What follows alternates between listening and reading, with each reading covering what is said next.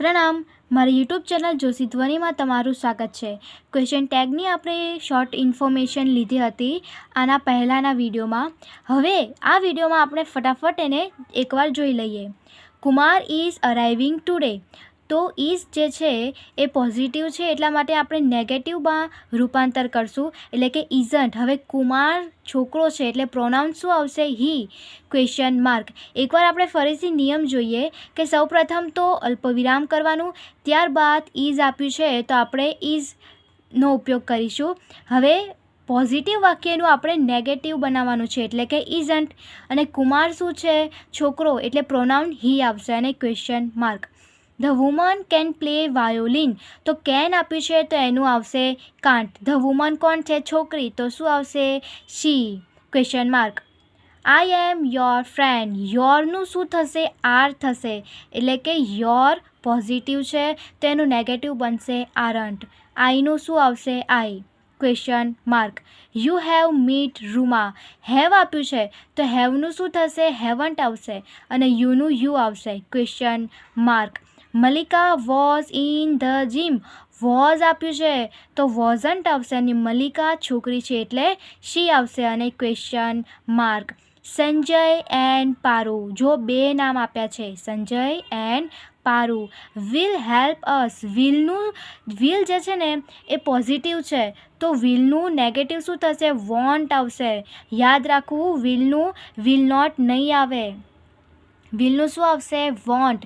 અને સંજય એન્ડ પારુ બહુવચન છે એટલે આવશે they, question mark. Father and I, પપ્પા અને હું વર લેટ, તો વરનું નેગેટિવ શું બનશે? વરન્ટ, અને પપ્પા અને હું એટલે બે છે। હવે ધે તો નહીં આવે કારણ કે અહીંયા આપણે પોતાની વાત પણ થયેલી છે એટલે શું આવશે? વી, કે અમે, ક્વેશ્ચન માર્ક। ત્યારબાદ ધ વેધર હેઝ ઇમ્પ્રુવડ, હવે હેઝ આપ્યું છે તો હેઝન્ટ, ધ વેધર શું છે? ધ વેધરમાં આવશે ઈટ, વાતાવરણ, તો એમાં ઈટ આવશે। All of us should do our best, હવે અહીંયા શુડ આપ્યું છે તો શુડનું શું આવશે?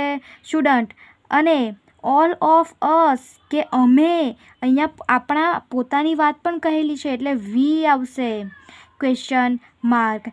The Kurins are such wonderful people, are આપ્યું છે તો આરન્ટ લખવાનું અને બહુવચનના કારણે ધે લખવાનું। હવે આપણે નવો નિયમ ભણીએ કે જો વાક્ય ભૂતકાળમાં હોય તો ડીડ આવશે, અને જો વાક્ય એ V1 એટલે કે મૂળ સ્વરૂપમાં હોય, V1માં હોય તો ડુ અથવા તો ડઝ આવશે। હવે ડુ અને ડઝ ક્યારે વપરાય? તો હી શી ઈટ હોય ત્યારે ડઝ આવે, અને હી શી ઈટ ના હોય એટલે કે આઈ, યુ, ધે, વી હોય તો ડુ આવશે। એટલે સિમ્પલ આપણે કોઈ એક વસ્તુ યાદ રાખવાની કે હી શી ઈટ હોય તો ડઝ આવે અને ના હોય તો ડુ આવે। હવે આપણે એના કેટલાક ઉદાહરણ જોઈએ કે Bharat gave you his muffler, તો ગેવ આપ્યું છે ભૂતકાળ તો શું આવશે? ડીડ, અને આ વાક્ય પોઝિટિવ છે તો આપણે નેગેટિવમાં બનાવવાનું। સૌપ્રથમ તો અલ્પવિરામ, ત્યારબાદ ગેવ છે અને પોઝિટિવ છે એટલે લખવાનું ડીડન્ટ, અને ભારત છોકરો છે એટલે પ્રોનાઉન શું આવશે? He, question mark. The flower smell, smell જુઓ V1નું રૂપ છે, વન્ડરફુલ, સ્મેલ એટલે કે હવે તમને જો અહીંયા બીજું કંઈ કેન અથવા તો ઇઝ અથવા તો વોઝ એવું કંઈ આપ્યું નથી અને માત્ર સ્મેલ V1નું રૂપ છે તો આમાં તમારે ડુ અથવા તો ડઝનો ઉપયોગ કરવાનો રહેશે।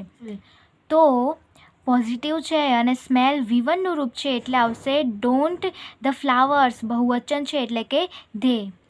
વી show Kumar the photographs, didn't we, શા માટે ડીડ અહીંયા આવ્યું? કારણ કે જો ઈડી આપ્યું છે બરાબર, એટલે ડીડન્ટ અને વી તો આપ્યું છે તો વી અને question mark. You live in Nashik, live V1નું રૂપ છે એટલે શું આવશે? ડુ, અને પોઝિટિવ વાક્ય છે એટલે અહીંયા આપણે નેગેટિવ બનાવવાનું રહેશે એટલે કે ડોન્ટ યુ, ક્વેશ્ચન માર્ક। હવે પછીનું આપણે બીજા વિડીયોમાં જોઈશું।